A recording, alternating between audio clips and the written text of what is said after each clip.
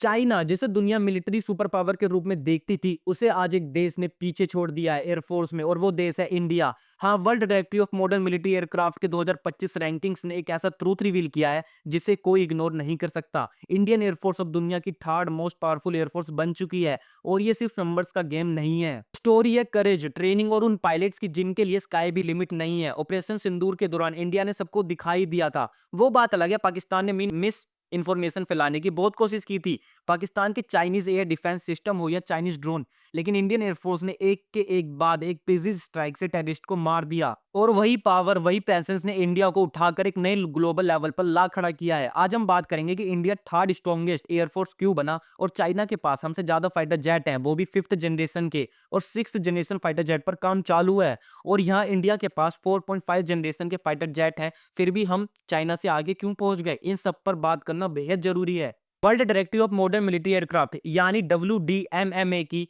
2025 ranking report के हिसाब से इंडिया ने चाइना को पीछे छोड़ते हुए दुनिया की थर्ड सबसे पावरफुल एयरफोर्स बन गई है। यहाँ एक प्राउड मूवमेंट है हर एक इंडियन के लिए। इंडियन एयरफोर्स ने एक हिस्टोरिक अचीवमेंट हासिल किया है। चाइना की people liberation army air force PLAAF को पीछे छोड़कर वर्ल्ड की टॉप 3 एयर पावर्स में अपनी जगह बनाई है। रिपोर्ट के मुताबिक टॉप पर है यूनाइटेड स्टेट्स ऑफ अमेरिका, दूसरे नंबर पर है रसिया, तीसरे नंबर पर इंडिया, इसके बाद चाइना, इजराइल और जापान के नाम आते हैं। इंडियन नेवल एविटेशन यानी इंडियन नेवी भी वर्ल्ड के मोस्ट पावरफुल एयरफोर्स की लिस्ट में है 27th रैंक पर, और वही चाइना 5th रैंक पर है। हाँ, हम नेवी फोर्स में काफी पीछे हैं चाइना से। WDMMA के डाटा के हिसाब से इंडियन एयरफोर्स ने ट्रूवल रेटिंग TVR 69.4 अर्न की है, जबकि चाइना के TVR 63.8 है। USAF के रेटिंग है 242.9, रसिया का 114.2, और जापान का 58.1, इजराइल का 56.3, फ्रांस का 55.3 और यूके का 55.3। और इन सबको देखते हुए इंडिया 3 नंबर पे आता है। कंपैरेटिवली पाकिस्तान का TVR से 46.3 है, रैंक 18 पर, जो क्लियरली दिखाता है कि इंडिया की air power regional superiority maintain कर रही है। लेकिन TVR होता क्या है, आओ समझाता हूं। देखो भाई, TVR यानी ट्रूवल रेटिंग सिंपल नंबर नहीं है, बल्कि एक तरह का पावर स्कोर है जो बताता है कि किसी देश की एयरफोर्स या नेवल एविटेशंस कितनी रेडी है असली वॉर के लिए। WDMMA यानी world directory of modern military aircraft her country की एयर पावर को सिर्फ एयरक्राफ्ट के काउंट से नहीं, बल्कि उसकी क्वालिटी और कैपेबिलिटी से जज करता है। जैसे मान लो एक कंट्री के पास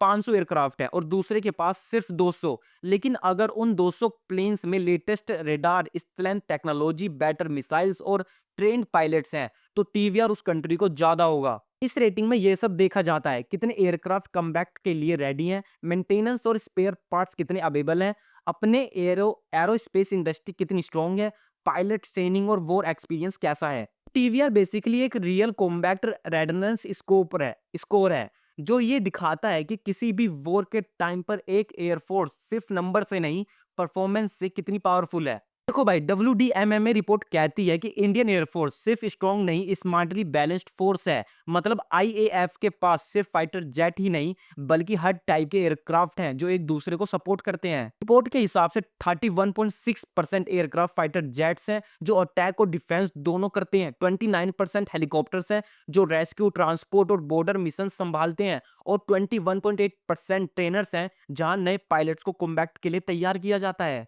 ये मिक्स एक परफेक्ट बैलेंस बनाता है जिसे एयरफोर्स हर सिचुएशंस में रेडी रहे, चाहे एयर कॉम्बैट हो, रिलीफ मिशन हो या स्पेशल ऑपरेशन। कंपैरिजन करो चाइना से, उनके पास 52.9% फाइटर्स हैं, मतलब उनका फोकस ज्यादा ऑफेंसिव साइड पर है, जबकि इंडिया की फोकस है वर्सेटिलिटी और कोऑर्डिनेशन पर। सिंपल शब्दों में कहे तो चाइना के पास ज्यादा फाइटर जेट्स हो सकते हैं, लेकिन इंडिया के पास एक बैलेंस्ड और मल्टी रोल एयरफोर्स है जो हर फ्रंट पे काम करने के लिए प्रिपेयर्ड है, क्योंकि चाइना ने बहुत सालों से कोई भी वॉर नहीं लड़ी, जिसकी वजह से उनकी एयरफोर्स और पायलट्स की तैयारी चेक नहीं हो रही है कि वो कितने अच्छे ट्रेनर हैं और उनके फाइटर जेट कितने कैपेबल हैं। और वही बात करें इंडिया की, तो इंडिया के पाकिस्तान से वॉर होती रहती है, और उस वॉर में इंडियन एयरफोर्स कितना अच्छा रिस्पॉन्स देती है वो आप सब ने पता ही होगा। आप यही रिसेंटली एयर स्ट्राइक देख लो, ऑपरेशन सिंदूर की।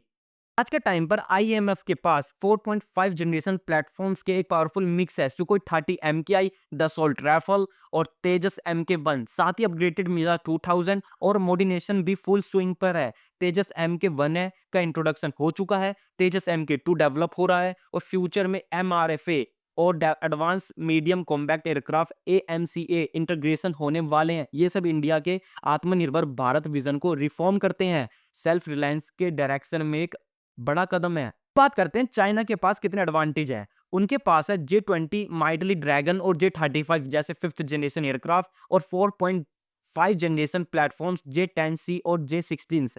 लेकिन WDMMA के हिसाब से इंडिया का better combat balance, training acids और लॉजिस्टिकल स्ट्रेंथ की वजह से हमारी ऑपरेशनल रेडलेंस में और भी ज्यादा स्ट्रॉन्ग है। इंडियन एयरफोर्स और चाइना एयरफोर्स के एक बार कंपैरिजन भी कर लेते हैं। इस किसके पास कितने हेलीकॉप्टर्स और फाइटर जेट हैं। चाइना के पास है तकरीबन 3700 से ज्यादा फाइटर जेट्स, जबकि इंडिया के पास है लगभग 1700 के आसपास। हेलीकॉप्टर की बात करें तो इंडिया के पास है 800 कॉम्बैक्ट और यूटिलिटी हेलीकॉप्टर्स, जबकि चाइना लगभग 1200 हेलीकॉप्टर्स के साथ इस रेस में आगे है। देखो ये जो फाइटर जेट या हेलीकॉप्टर जो काउंटिंग है ये फिक्स नहीं रहती। अलग अलग वेबसाइट्स एंड पीपल इसको अलग अलग बताते हैं, इसलिए काउंटिंग पर ज्यादा ट्रस्ट मत करना। जनरेशन की बात करें तो इंडिया के पास है 4th और 4.5 जनरेशन जेट्स जैसे राइफल और तेजस, जबकि चाइना के पास है अपने 5th generation strength fighter J-20 mighty dragon, जो स्ट्रेंथ टेक्नोलॉजी और लॉन्ग रेंज कॉम्बैक्ट में एक सीरियस एज देते हैं। इंडियन एयरफोर्स अपने 5th generation strength jet AMCA पर काम कर रही है, जो पूरी तरह मेड इन इंडिया होगा और फ्यूचर एयर वॉर्स के गेम चेंजर बन सकता है। हाँ सही सुना आपने, चाहे इंडिया के पास चाइना से कम एयरक्राफ्ट हो, लेकिन हमारी एयरफोर्स की कैपेबिलिटी सबके सामने ऑपरेशन सिंदूर के दौरान क्लियरली दिख गई थी। उस ऑपरेशन में इंडियन एयरफोर्स ने पाकिस्तान पर अपनी जबरदस्त सुपरियॉरिटी दिखाई और इंटरेस्टिंग बात यह थी कि पाकिस्तान चाइनीज मिलिट्री इंपोर्ट्स पर हैवीली डिपेंड करता था। आज के टाइम में हर देश के लिए एक स्ट्रॉन्ग और मीटी एयरफोर्स होना बहुत जरूरी है। यह बात ऑपरेशन सिंदूर ने एक बार फिर प्रूफ कर दी है। एक एडवांस्ड एयरफोर्स वॉर का पूरा आउटकम डिसाइड कर सकती है और लगता है इंडिया ने इसी चीज को सीरियसली लिया, क्योंकि नए WDMMA रैंकिंग ने रिवील किया कि इंडिया अब चाइना से आगे है और सुपरियॉरिटी के मामले में। रैंकिंग के मुताबिक नंबर 1 पर है यूनाइटेड स्टेट्स ऑफ अमेरिका, उसके बाद रशिया और तीसरे नंबर पे है इंडिया, जबकि चाइना चौथे नंबर पे है। लेकिन नंबर से ज्यादा मैटर करती है कैपेबिलिटी। आज इंडियन फोर्स के पास है France made Rafales Mirage 2000, Russian Sukhoi टाटी MKI, MiG-29 और हमारे अपना तेजस। अब रिसेंटली इंडिया ने अपने लेजेंडरी MiG-21 जेट्स को रिटायर कर दिया है। ये वही जेट है जो 1960s में इंडियन एयरफोर्स की बैकबोन बना हुआ था और उन्होंने पाकिस्तान और चाइना के खिलाफ कई वॉर्स में पार्टिसिपेट किया था, including the Balakot air strike. India ने चौंकाने वाला प्लान रेडी किया है। नेक्स्ट 20 ईयर्स में 600 से ज्यादा नए जेट्स इंक्लूड किए जाएंगे। इसमें शामिल है 180 LCA Mk-1A, 120 LCA Mk-2, 114 MRFA और लगभग 120 AMCA एयरक्राफ्ट है। लेकिन ये सब कब तक इंडियन फोर्स को हैंड ओवर किए जाएंगे ये किसी को नहीं पता। लेकिन गवर्नमेंट ने तो ये 2035 तक बोला है कि, लेकिन इंडिया में काम बहुत स्लोली होता है, आपको सबको पता ही होगा। डिफेंस मिनिस्टर राजनाथ सिंह ने अपने इंटरव्यू में कहा था कि इंडिया कुछ टाइम के लिए limited 5th generation jets import करने की पॉसिबिलिटी का एक्सप्लोर कर रहा है। ये तो रशियन सुखोई 57 या अमेरिकन F-35। हाँ, यूएसए का F-35 थोड़ा कम चांस है परचेस करने का, क्योंकि टैरिफ वॉर चल रहा है यूएसए इंडिया के बीच। फिर भी हम F-35 को लिस्ट में रखते हैं, बेशक कम चांस हो। दूसरी तरफ चाइना के पास है J-20 और J-35 जैसे 5th जनरेशन स्ट्रेंथ एयरक्राफ्ट और रिसेंटली उसने एक 6th जनरेशन जेट भी अनवील किया है, अनऑफिशियली J-36 के नाम से। लेकिन ऑपरेशन सिंदूर ने एक पॉइंट क्लियर कर दिया, इंडिया की एयर टैक्टिक्स और technology integration China backed system से ज्यादा इफेक्टिव है। ऑपरेशन सिंदूर के दौरान इंडियन एयरफोर्स ने पाकिस्तान के अंदर मल्टीपल हाई वैल्यू टारगेट्स को हिट किया था और पाकिस्तान की Chinese surface to air missile defence उन्हें रोक नहीं पाई। पाकिस्तान ने अपने Chinese made J-10C jets deploy किए थे, जिनके पास PL-15A air to air missile और HQ-9 long range defence system था, लेकिन ये भी फेल हो गया। उन्होंने कई मिसाइल्स लॉन्च किए पर इंडियन टारगेट्स को कोई भी डैमेज नहीं हुआ। कॉन्फ्लिक्ट में इंडिया की सुपरियॉरिटी क्लियरली विजिबल थी। इंडियन आर्मी के DGMO LT generation Rajiv Ghai के मुताबिक पाकिस्तान ने 4 दिन के अंदर ज्यादातर 100 मिलिट्री पर्सनल और कम से कम 12 एयरक्राफ्ट खो दिए थे। इसमें कितनी सच्चाई है भगवान जाने, क्योंकि स्ट्रॉन्ग एविडेंस नहीं है। तो सवाल उठता है, इंडिया चाइना से आगे कैसे?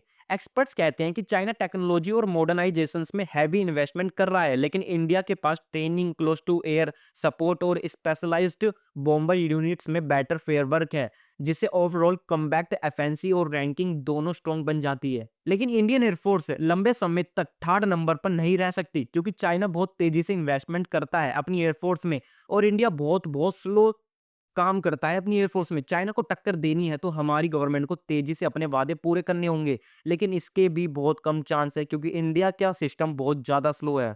तो आज की वीडियो में बस इतना ही। अगर आपको वीडियो पसंद आई हो तो वीडियो को लाइक जरूर करना, चैनल को सब्सक्राइब जरूर करना और कमेंट में बताना कि आने वाले फ्यूचर में चाइना और इंडिया की एयरफोर्स वॉर हुई तो कौन सी कंट्री किसको कितना डैमेज करेगी, कमेंट में जरूर बताना।